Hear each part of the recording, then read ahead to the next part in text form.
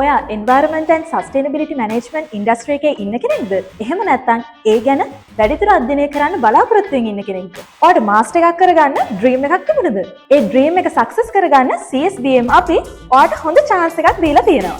ඒ තමයි Executive Masters in Environment and Sustainability Management program එක.